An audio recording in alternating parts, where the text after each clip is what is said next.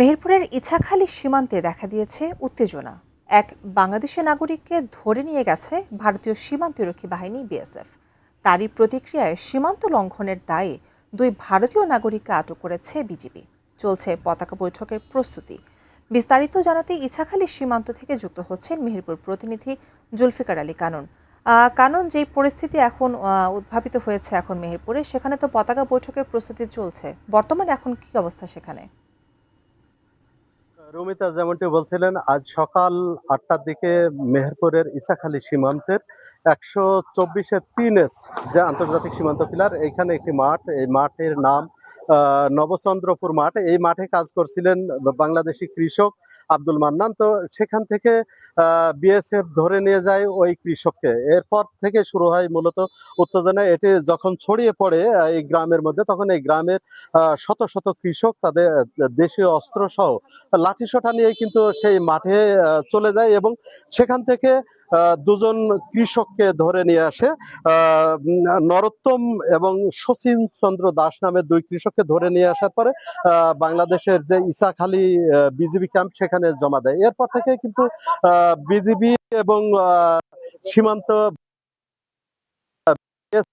এবং বিজিবি দুটি দেশের মধ্যে, দুটি দেশের সীমান্ত রক্ষীদের মধ্যে পতাকা বৈঠকের প্রস্তুতি চালায় এবং বেলা 2টোর সময় এই পতাকা বৈঠক শুরু হয় এবং 2:30টা পর্যন্ত এই পতাকা বৈঠক চলে।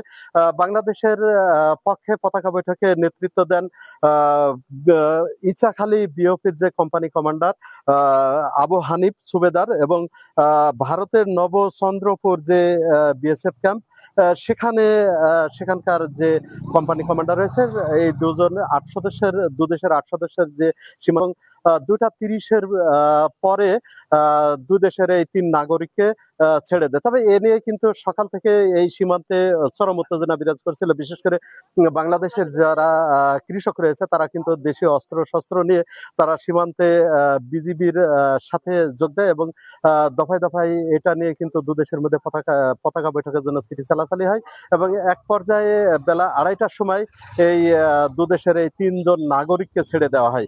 তবে এই ছেড়ে দেওয়ার পরে কিন্তু কৃষক আব্দুল মান্নানকে নিয়ে আসা হয়েছে এই বিজিবি ক্যাম্পে এবং সেখানে তাকে কিছু আইনগত বিষয় করে তাদের পরিবারের পক্ষ থেকে তুলে দেওয়া হয়।